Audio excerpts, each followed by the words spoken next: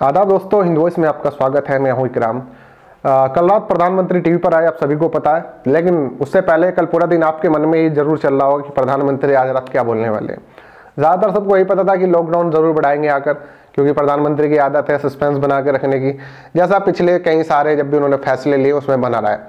और ये सस्पेंस तब से शुरू हुआ जब वो पहली बार रात को 8 बजे आए और उन्होंने नोटबंदी कर दी। उसके बाद जीएसटी, उसके बाद बहुत सारे ऐसे फैसले थे जिसको लेकर पब्लिक में हमेशा सस्पेंस बना रहता है कि अगर आज रात प्रधानमंत्री टीवी पर आए तो कुछ ना कुछ तो बड़ा होगा। तो इसी के चलते कल पूरा दिन लोगों के बीच में ये चर्चा का विषय बना रहा कि आज रात प्रधानमंत्री क्या बोलेंगे, क्या लॉकडाउन बढ़ाएंगे। लेकिन ये रात बजे कल आने का प्रोग्राम इसलिए फिक्स किया गया क्योंकि परसों जब वीडियो कॉन्फ्रेंसिंग के जरिए अलग अलग राज्यों के मुख्यमंत्री से बात की तो सबने ज़्यादातर हाथ खड़े कर दिए कि लॉकडाउन का फैसला आपका अपना था, आप हम पे थोपिए, क्योंकि जब अब स्थिति आउट ऑफ कंट्रोल हो रही है तो आप हम पे जिम्मेदारी डाल रहे हैं। आपके स्वास्थ्य मंत्रालय के जो अधिकारी हैं वो किसी भी राज्य को रेड जोन घोषित करते हैं, किसी भी राज्य के कोने को रेड जोन घोषित करते हैं। तो लॉकडाउन के लिए फिलहाल हमसे मत पूछिए, आपको जो करना है कीजिए। उसी के चलते कल फैसला लिया गया कि रात 8 बजे देश को संबोधित करेंगे। अब इसमें एक लंबा चौड़ा भाषण तैयार किया गया और प्रधानमंत्री ने आते ही उस पर बोलना शुरू कर दिया। पहले वो हमें इतिहास में ले गए कि हम पहले भारत जो है सोने की चिड़िया होता था, उसके बाद देश गुलामी की जंजीरों में जकड़ गया, अब फिर से देश ने तरक्की शुरू कर दी। यानी कि इनडायरेक्टली कह रहे थे कि जब से भाजपा सरकार आई है सत्ता में, बीच में 70 सालों का कोई जिक्र था नहीं, 70 साल में देश में कुछ हुआ ही नहीं है। प्रधानमंत्री डायरेक्ट प्रधानमंत्री बने, वो मुख्यमंत्री भी शायद नहीं थे, क्योंकि ऐसा बहुत सारे भक्तों का भी यही कहना है कि जो देश में तरक्की हो रही है वो फिलहाल अभी हो रही है। खैर, एक लंबा चौड़ा भाषण हुआ और इस भाषण में तकरीबन उन्होंने 35 मिनट का लंबा चौड़ा भाषण था। 2300 से ज्यादा शब्द इस्तेमाल किए। प्रधानमंत्री ने 28 बार आत्मनिर्भर का इस्तेमाल किया। आत्मनिर्भर यानी कि सेल्फ एम्प्लॉयड, खुद का खुद देखिए भाई। कहने का सीधा मतलब यही था कि आप अपने आप पर ही निर्भर रहें और किसी के ऊपर भरोसा ना करें। खुद पर भरोसा है तो ही कुछ कर सकते हैं। 28 से ज्यादा बार आत्मनिर्भर शब्द का इस्तेमाल किया गया। और इसमें जो बड़ी बात रही थी कि 20 लाख करोड़ के पैकेज की घोषणा भी की गई। वैसे तो अर्थशास्त्रियों का मानना है कि जब जीडीपी 0% है तो 20 लाख करोड़ आएंगे कहाँ से। वैसे पीएम केयर फंड का भी कुछ पता नहीं कि वहाँ पे शायद कुछ पैसे इकट्ठे हुए होंगे, लेकिन इतने नहीं होंगे। तो 20 लाख करोड़ पैकेज का अभी मामला लगता है कि जैसे 15 लाख वाला 2014 के चुनाव में चुनावी जुमला था, कहीं वो भी साबित ना हो जाए। ज़्यादातर लोगों का कहना है कि उस तरह का ही जुमला ये है। खैर, आने वाला वक्त बताएगा इसमें क्या होगा। अब बात कर लेते हैं, प्रधानमंत्री ने इसमें एक लोकल वोकल शब्द का इस्तेमाल किया है। 2 दिन पहले मैंने खबर की थी कि भारतीय मजदूर संघ और स्वदेशी मंच, जो आरएसएस की ही शाखाएं हैं, वो प्रधानमंत्री की नीतियों से नाराज हैं। जो मजदूर वाली नीतियां थी खासकर, जिसमें आपके योगी महाराज, शिवराज सरकार और आपके कर्नाटक सरकार ने मजदूरों को एक तरह से बंधुआ बनाने की तैयारी शुरू कर दी है। कर्नाटक में शुरुआत हुई कि मजदूरों को वहीं रोक दिया गया, उनकी ट्रेनें रद्द कर दी गई। यूपी में अध्यादेश ला दिया गया कि 7 से 8 घंटे काम करने वाला मजदूर 12 घंटे काम करेगा। और उसी तरह गुजरात और मध्य प्रदेश में भी मजदूरों को लेकर कई सारी नीतियां बनी। इसके चलते भारतीय मजदूर संघ नाराज हो गया था और उसने ऐलान कर दिया था कि वो इसका खुला विरोध करेगा। पहले भी कर चुका है, बहुत बार जंतर मंतर पर भी आकर कर चुका है। पुरानी खबर देखेंगे तो मिल जाएगा आपको। तो अब ये दोनों जो शाखाएं हैं अपने आप में बड़ी हैं, सबसे ज्यादा सदस्य इनके पास में, तो उसको ध्यान में रखते हुए प्रधानमंत्री ने उन्हें खुश करते हुए उनके जो नारे हैं लोकल वोकल, ये भारतीय मजदूर संघ के हैं, कोई नया नहीं है। कभी आप लोगों को कि प्रधानमंत्री लोकल को ज्यादा प्रेफर कर रहे हैं, उनको ज्यादा तवज्जो दे रहे हैं, नहीं। आरएसएस के मजदूर संघ का ही पुराना एक नारा है, लोकल वोकल इस्तेमाल करो, और स्वदेशी मंच का। इसमें स्वदेशी चीजें अपनाने को भी कहा गया है। वैसे रामदेव को जो हमारे लाला रामदेव है, उनको इनडायरेक्टली फायदा हो सकता है। लेकिन दोस्तों, ये कल का भाषण अगर की मैं बात करूं, इसमें कुछ खास था नहीं। जैसे कि उन्होंने पहले जब वो पहली बार आए, इस पूरे लॉकडाउन के पीरियड में 5 बार आ चुके हैं, कल 5वीं बार वो आए थे जनता को संबोधित करने।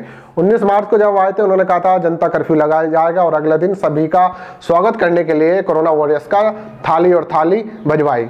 जब तक तो कोरोना वॉरियर्स क्या कहते हैं, उन्होंने कुछ खास काम भी नहीं किया था, वो भी जनता कर्फ्यू का ही पालन कर रहे थे। लेकिन फिर भी लोगों ने, क्योंकि वेलकम कराना था कि यहाँ ये लोग काम करेंगे तो ताली थाली बजवाई। लेकिन लोगों ने शटर ड्रम जो जिसके हाथ में आया वो सब पीटा, ताली घर की थालियां तक उन्होंने तोड़ दी। उसके बाद वो फिर आए 23 मार्च को और उन्होंने लॉकडाउन बढ़ा दिया 21 दिन का। 21 दिन का जब लॉकडाउन बढ़ा दिया, उसमें भी उन्होंने तकरीबन 29 मिनट का भाषण दिया था। उसके बाद फिर वो आते हैं 3 अप्रैल को और 12 मिनट का वीडियो संदेश दिया। इसके बाद उन्होंने मोमबत्ती वगैरह जलवाई, आप लोगों को पता ही है। फिर 14 अप्रैल को आए, 25 मिनट का भाषण दिया और जो लॉकडाउन था वो आपका मई तक एक्सटेंड कर दिया।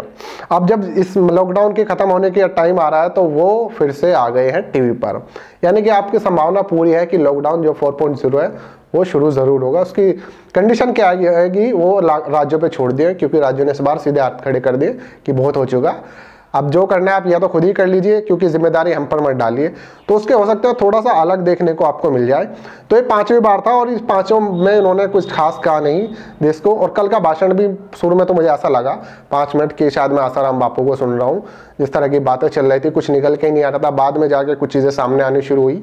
वैसे बहुत सारे लोगों ने सवाल खड़े कर दिए। राहुल गांधी ने पहले ही कह दिया था कि आप जो मजदूर हैं कहीं उसमें कोई जिक्र नहीं हुआ उसमें, और मजदूरों की आप बात करते नहीं है। उन्होंने कहा था कि मजदूर ये बेचारे जो अपने घर भी वापसी नहीं जा पा रहे हैं, इनको 7200 रुपये कम से कम इनके खाते में डालिए, ताकि ये लोग अपना कुछ जो इस लॉकडाउन में जो मुसीबत झेल रहे हैं उससे कुछ निजात इन्हें मिल सके। वही कांग्रेस के एक और प्रवक्ता है रणदीप सुरजेवाला, उन्होंने कहा था कि अखबारों को हेडलाइंस मिल चुके हैं, प्रधानमंत्री ने जितना काम करना था कर दिया, बड़े पैकेज की घोषणा कर दी, लेकिन जो लाखों मजदूर सड़कों पर है लाखों से ज्यादा, उसके बारे में कोई जिक्र नहीं कर दिया। 20 लाख का पैकेज की घोषणा हो गई, अखबारों को हेडलाइंस मिल गई, टीवी वाले को डिबेट्स का मुद्दा मिल गया, लेकिन धरातल पे जो कुछ होना था वो नहीं हुआ। इसके अलावा प्रधानमंत्री ने के 20 लाख ऐसे लघु उद्योग हैं हमारे जो छोटे हैं, उनके लिए 4L का इस्तेमाल किया, लेबर, लिक्विडिटी और लो और आपका लैंड।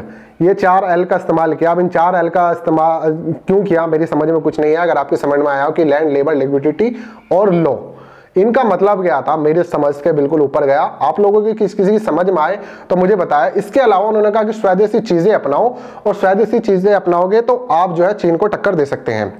अब मेरी समझ में एक बात नहीं, चीन को आप टक्कर कैसे देंगे? 2019 के लास्ट तक यानी दिसंबर तक चीन भारत के अंदर 8 बिलियन अमेरिकी डॉलर का बिजनेस अपना खड़ा कर चुका है। और ऐसा नहीं है कि भारत में सिर्फ चीन ही वो कर रहा है बिजनेस, भारत की कुछ कंपनियां भी 54 से ज्यादा कंपनियां चाइना में अपना कारोबार कर रही हैं। लेकिन भारत में ऐसी बड़ी कंपनियां हैं जो इनको सुनकर आपको सोचना पड़ेगा कि अच्छा ये भारत की है चाइना की है। जिनमें अगर मैं बात करूं मेक माई इंडिया ट्रिप, सुनने में लगता है कि भारत की है, लेकिन नहीं, चीन की एक बड़ी साझेदारी इसमें है। फ्लिपकार्ट, Xiaomi तो है ही सीधे सीधा कि हाँ चाइनीज कंपनी है। उसके अलावा आपको स्नैपडील, इसके अलावा आपको जोमेटो खाने की कंपनी है, उसके अलावा स्विगी, ये सारी कंपनियों में चीन की बड़ी साझेदारी हैं। और हम कह रहे हैं हम चीन को टक्कर देंगे। यानी सीधी बात यह है कि जो लोकल वाली बात कही है, लोकल वोकल की, वो गरीब आदमी है, वो ये चीज़ें प्रेफर भी नहीं कर सकता। बाकी सब लोग इनका इस्तेमाल कर सकते हैं। तो जो जुमला दिया गया है कि स्वदेशी अपनाओ, ये कहीं ना कहीं सिर्फ गरीबों को खुश करने के लिए है, लेकिन धरातल पर जो काम हो रहा है आप पर हम सभी जानते ही हैं। साथ ही जो चीन में जो काम, भारत की कुछ बड़ी कंपनियां मैं आपको बता देता हूं। चाइना में जैसे भारत की टाटा कंसल्टेंसी है, इन्फोसिस है और NIT जैसी बड़ी कंपनियां चाइना में बिजनेस कर रही हैं। अगर भारत में स्वदेशी का नारा लगा जाए तो शायद लाला रामदेव खुश हो जाए, लेकिन भारत के बिजनेस पर और व्यापार पर, उसकी बड़ी कंपनी पर इसका असर पड़ सकता है। क्योंकि आज के टाइम पे ऐसा नहीं कि विदेशी कंपनी भारत में काम कर रही है, भारत की बहुत सारी कंपनी भी दूसरे देशों में जाकर काम कर रही हैं। तो इस तरह से सवाल खड़े कर देना कि हम उसे सीधी सीधी टक्कर देंगे, तो ये क्या कहते हैं किसी तरह से ठीक नहीं लगता। इसके अलावा जो 20 लाख करोड़ पैकेज की घोषणा की है, उसमें अब उन्होंने जिम्मेदारी सौंप दी है निर्मला सीतारमण जी को, जो पहले हमारी रक्षा मंत्री हुआ करती थी, अब वो उनको वित्त मंत्री बनाया हुआ है। अब देखते हैं उनकी टीम इस पर क्या राय देगी और क्या क्या घोषणाएं वो करेगी इस लॉकडाउन 4.0 के लिए, कि किस तरह से होगा और ये 20 लाख करोड़ का पैकेज आम आदमी तक पहुंचेगा कैसे। वैसे प्रधानमंत्री ने अपने भाषण में एक चीज और भी कही थी कि जब सब कुछ बंद था हमने गरीबों की मदद की, उनके खाते में पैसे भेजाए, तो भूखमरी से जो लोग सड़कों पर मर रहे हैं उनको पैसे कैसे नहीं पहुंचे। जो राजस्थान यूपी बॉर्डर पर और मध्य प्रदेश यूपी बॉर्डर पर हजारों के मजदूर फंसे हुए, भूखे प्यासे झुलसती गर्मी में पड़े हैं, उन तक कैसे ये सेवाएं नहीं पहुंची। पुलिस, दोनों राज्यों की राजस्थान और यूपी पुलिस, इनको लेकर आपस में बढ़ चुकी है, उन तक ये बात कैसे नहीं पहुंची। तो सवाल इतने सारे खड़े कर दिए हैं कि पूरा का पूरा भाषण जो 33 मिनट का दिया था, 2300 से ज्यादा शब्द जिसमें इस्तेमाल किए गए, सवालों के घेरे में है। और शुरू में तो मुझे लग रहा था कब ये कम टू द पॉइंट आएंगे, लेकिन बहुत बाद में जाके पता चला कि उस भाषण में था कुछ नहीं। बस हाँ, उसमें एक दो उन्होंने ऐसी न्यूज दे दी जो कभी 2000 के टाइम पे फेक न्यूज साबित हो गई थी, उसका भी जिक्र उसमें उन्होंने कर दिया। कुल मिला के जो ये पूरा लब्बू लबाब निकला है आके, इसमें यही एक चीज थी कि इससे मिला कुछ नहीं। आप आत्मनिर्भर रहिए, आत्मनिर्भर रहिए और आत्मनिर्भर ही रहिए, जैसे कि पिछले 1.5-2 महीने से आप लोग रह रहे हैं। तो आप लोगों को ये पूरा विश्लेषण कैसा लगा कमेंट के रूप में बता सकते हैं। खबर को ज़्यादा शेयर कीजिए और चैनल से जुड़ने के लिए चैनल को सब्सक्राइब कीजिए।